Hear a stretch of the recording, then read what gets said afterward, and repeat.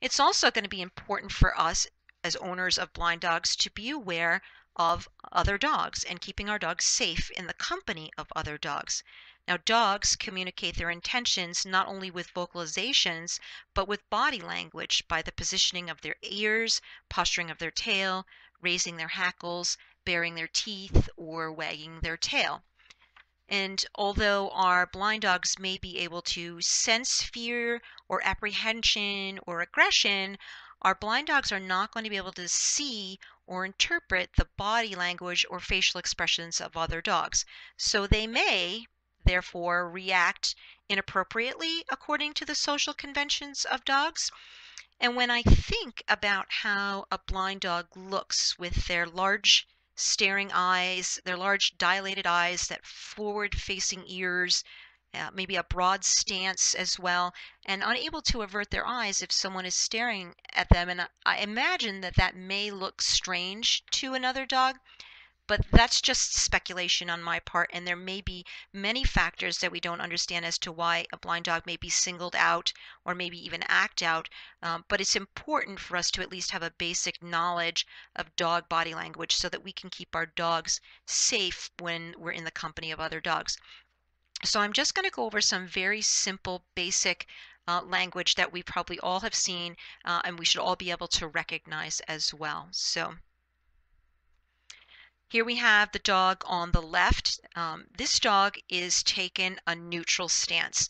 So he looks relaxed. His tail is down. He's relaxed. He may have a wagging tail. He's going to have a soft gaze. His ears are going to be soft and relaxed. And his mouth may be open or closed, but we're going to notice is there's no tension around the muzzle. So this dog is just neutral. And the dog on the right is demonstrating the classic play bow with their front end lowered and their rear end up. And this is just an announcement of play.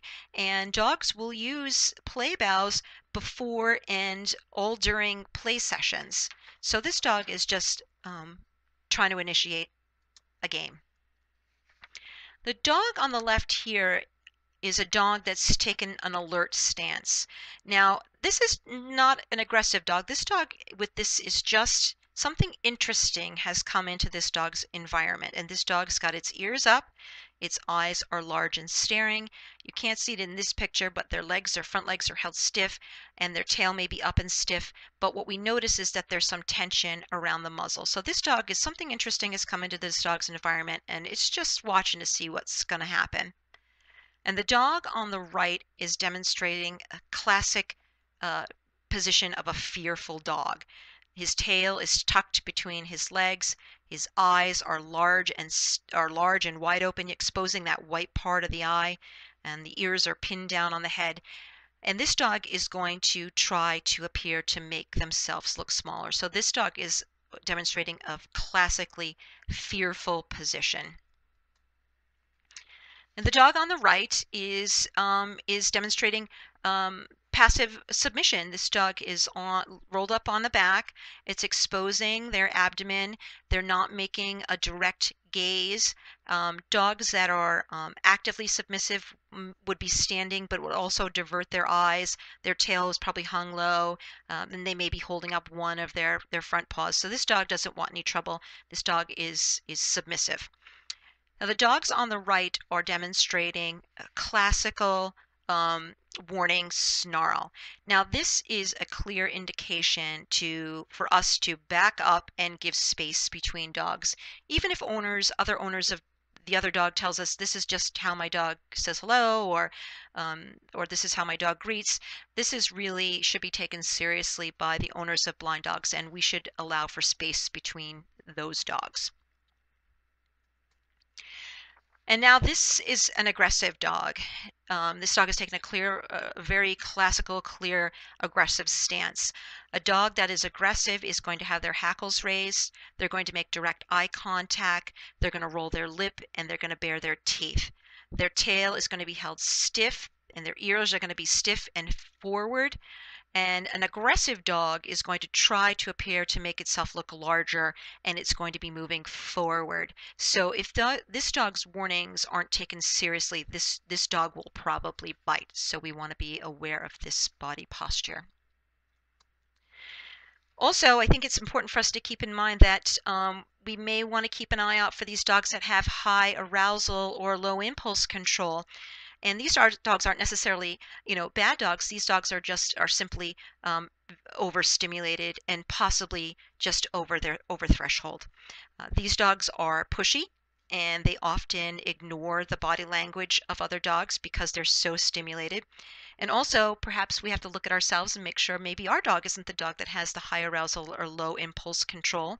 And if our dog is experiencing that high arousal, I usually will redirect my dog with a treat and start moving in the other direction. Same thing if a dog is coming towards me that I can see is highly stimulated, I will get a piece of food in my hand. I will put it in front of my dog's face so that he can smell it, and I'll make a wide U-turn with the command, let's go. So we've made the U-turn and we've turned around with the let's go command. And this is what the high arousal, low impulse dog may look like. They're oftentimes pulling at the end of that leash and barking. And again, they're being pushy and they're ignoring the body language of other dogs. So again, if we see this dog coming, we can use the let's go command. We get a piece of food in front of our dog's face and we make a big U-turn and we turn around and we go in the other direction. It's also important to remember that for owners that not everyone is aware of their own dog's body language, facial expressions, behaviors, or their own behaviors. Now, this is very dangerous for everyone. Here we have a woman who's out for a jog with her Great Dane on a flexi lead that is 6 feet out in front of her. And what body language tells us is that something interesting has come into this dog's field of view, and the owner is probably yelling, "It's okay, my dog is friendly." And that might be true. We simply don't know. But what we do know is that she has no control over what is going to happen next. So she has no control over this situation. Okay, so if you are interested in learning more about canine body language, I would recommend reading Brenda Aloff's book, Canine Body Language, A Photographic Guide, because there are many subtleties and variations to dog body language and facial expressions. So I could check out her book.